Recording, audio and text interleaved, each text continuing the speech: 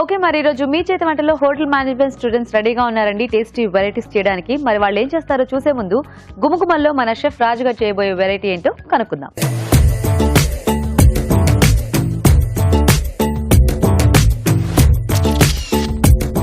Hi రాజు గారు. Hello అండి. ఈ రోజు గుమగుమల్లో ఏం వెరైటీ చేస్తున్నారు? ఫ్రైడ్ రైస్ చేస్తున్నానండి. జీరా గ్రీన్ పీస్ ఫ్రైడ్ రైస్. జీరా ఇంకా గ్రీన్ పీస్ కాంబినేషన్. అవునండి. ఓ, సో జనరల్ గా మనకి ఫ్రైడ్ రైస్ అంటే ఎక్కువ మనము ఈ జీలకర్ర ఇవి వాడము. తర్వాత వెజిటబుల్స్ అదే క్యారెట్, బీన్స్, క్యాప్సికమ్ ఇవే ఎక్కువ వాడుతూ ఉంటాం. సో అలా కాకుండా కొంచెం డిఫరెంట్ గా చేస్తున్నాను. కొంచెం డిఫరెంట్ ఫ్లేవర్. అవునండి. ఓకే, మరి jeera green pea fried rice కి కావాల్సిన పదార్థాలు ఏంటో చూద్దాం. Jeera green pea fried rice తయారు చేయడానికి కావాల్సిన పదార్థాలు: బియ్యం 1 కప్పు, పచ్చి బఠానీలు 1 కప్పు, జీలకర్ర 1 టేబుల్ స్పూన్, తరిగిన వెల్లుల్లి 1 teaspoon, soya sauce 1 tablespoon, మిరియాల పొడి 1 టీ స్పూన్, ఉప్పు తగినంత, తరిగిన ఉల్లికాడలు కొద్దిగా, నూనె 3 టేబుల్ స్పూన్లు. ఓకే, మరి కావాల్సిన పదార్థాలన్నీ చూసారు కదా, రాజుగారు స్టార్ట్ చేద్దామా?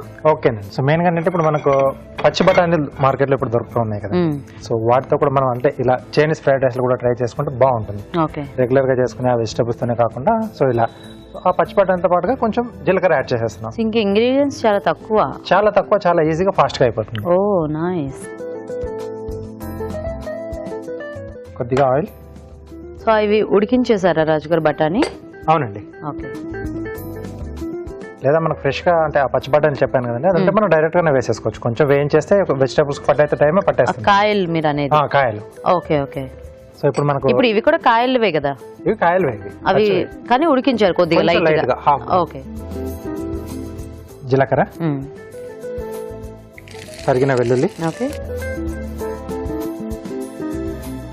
ఉల్లికాడలు, మంచి స్మెల్ వస్తుంది.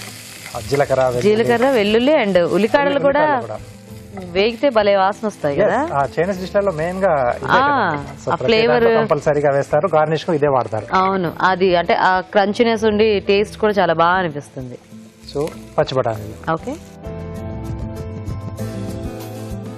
సో కొంచెం మనం సాసెస్ అవి యాడ్ చేస్తున్నా కూడా కొంచెం మన ఫ్లేవర్ కి చైనీస్ ఫ్లేవర్స్ కి తగ్గట్టుగా చూసి వేసుకుంటే బెటర్ ఏమో కదా. బెటర్ అండి. లేకపోతే అంటే ఇవి రెండు మనకు అది అక్కడ సెట్ కాకపోతే డిష్ అసలు మనం తయారు చేసుకుంటే వేస్ట్ అనిపిస్తుంది. అంటే కొంతమంది మనకి ఏంటంటే ఇక్కడ ఇండియన్ పోపు అన్ని కలిపేసేస్తూ ఉంటారు. సో అట్లా కాకుండా అంటే జీలకర్ర మనకి దేంతోనైనా కూడా బాగానే బ్లెండ్ అయిపోతుంది. అవునండి.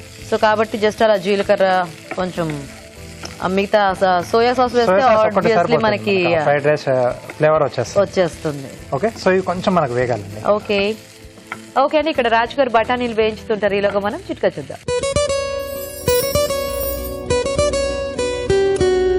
ఇప్పుడు మీకోసం మొదటి చిట్కా.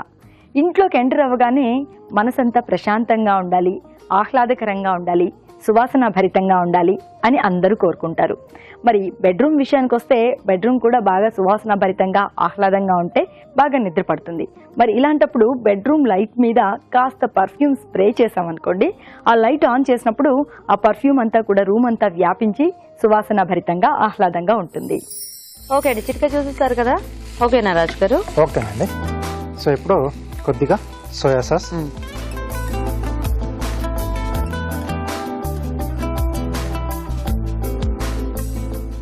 అలాగే కొద్దిగా మిరియాల పొడి, ఓకే, సరిపడా ఉప్పు,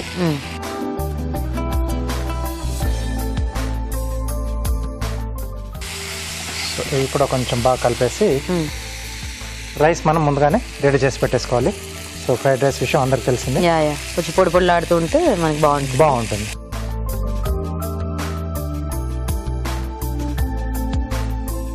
సో మరి ఇందులో దీనికి ఘాటు అంటే ఓన్లీ మిరియాల పొడి రాజు గారు? మిరియాల పొడి ఒకటేనండి. ఓకే, ఇంకొంచెం స్పైసీగా ఉండాలనుకుంటే సోయా సాస్ తో పాటు కొంచెం చిల్లీ సాస్ అని యాడ్ చేసుకోవచ్చు. ఓకే, లేకపోతే మనం ముందుగా జీరా అది వేయించినప్పుడు కొద్దిగా పచ్చిమిరపకాయలు యాడ్ చేసేసుకున్నా సరిపోతుంది. సన్నగా కట్ చేసేసుకుని. సో ఇది అంత ఎక్కువ స్పైసీగా అలా కాకుండా మీడియం దీంట్లో ఉంటుందేమో కదా? ఎస్. ఓకే ఓకే, రైస్ కూడా కొంచెం మగ్గిపోయిందంటే ఆ ఫ్లేవర్స్ అన్ని కూడా కొంచెం మనకు రైస్ బాగా పట్టేస్తుంది. ఓకే, చాలా మంది అంటే అట్లా రైస్ వేయగానే స్టవ్ ఆపేసేసి తిప్పేసి దించేస్తూ ఉంటారు. అలా కాకుండా కొంచెం అది మగ్గితే బాగుంటుంది. ఎందుకంటే వండిన తర్వాత మనం కొంచెం ఎలాగో చల్లబరుస్తాం, మనం కొంచెం పొడి పొడిగా కావడానికి. సో ఇలా మగ్గడం వల్ల వేడెక్కుతుంది, అలాగే ఆ ఫ్లేవర్స్ అన్ని కూడా ఆ రైస్ బాగా పట్టేస్తుంది. అవును, కొన్నిసార్లు ఫ్రైడ్ రైస్ అలా తింటున్నప్పుడు అంటే కొంచెం ఆ రైస్ కూడా చల్లగానే అనిపిస్తుంటుంది, మొత్తం వేడవకుండానే అలా టకా కలిపేస్తారు. అదే సౌండ్ ఎక్కువగా ఉంటుంది, టేస్ట్ తక్కువ. టేస్ట్ తక్కువగా ఉంటుంది. ఓకే, రెడీ అయిపోయిందండి. ఓకే,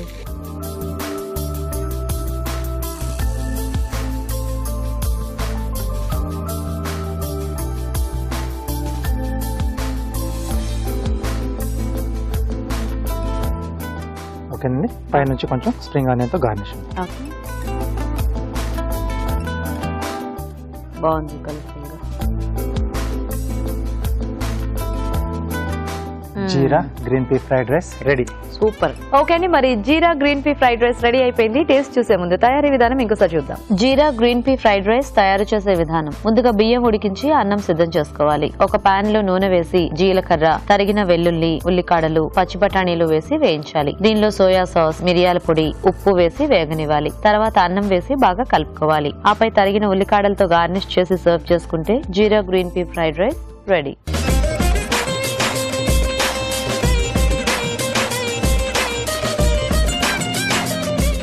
ఓకే అండి, మరి ఫ్రైడ్ రైస్ తయారీ విధానం చూసారు కదా రాజు గారు, టేస్ట్ చూసేద్దామా? ఎస్ అండి.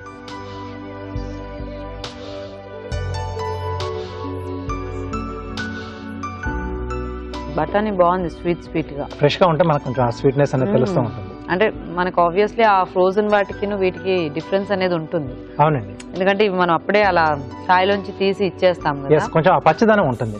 సో ఫ్రోజన్ చేసిన దాంట్లో అవి కొంచెం సాలిడ్ ఫ్రై అయిపోతాయి కదా. అవును. సో ఇక్కడ మనం ఫ్రెష్ గా తీసుకుంటే ఆ డిఫరెన్స్ ఉంటుంది. ఇప్పుడు సీజన్ గా దొరికినప్పుడు హ్యాపీగా. సో టేస్టీగా ఉంది రాజు గారు. అంటే సింపుల్ రెసిపీ, జస్ట్ మనం ఏంటంటే కొంచెం అదే ఇలా సీజనల్ గా దొరికినవి ఏమన్నా కొంచెం వాడి ఇలాంటివి ఏం చేసుకోవచ్చు అనేది ఆలోచిస్తే కొంచెం మనకి కొత్త వెరైటీలు ఏమైనా చేసుకోవచ్చు. పిల్లలకి కానీ ఇంట్లో ఎవరికైనా కానీ సింపుల్ రెసిపీస్ అయినా కూడా కొంచెం టేస్టీగా చేసుకోవచ్చు. చూసారు కదండి ఫ్రైడ్ రైస్, మీరు కూడా ట్రై చేయండి ఇలా ఫ్రెష్ బఠానీతో. ఇప్పుడు మీకోసం ఒక చిట్కా.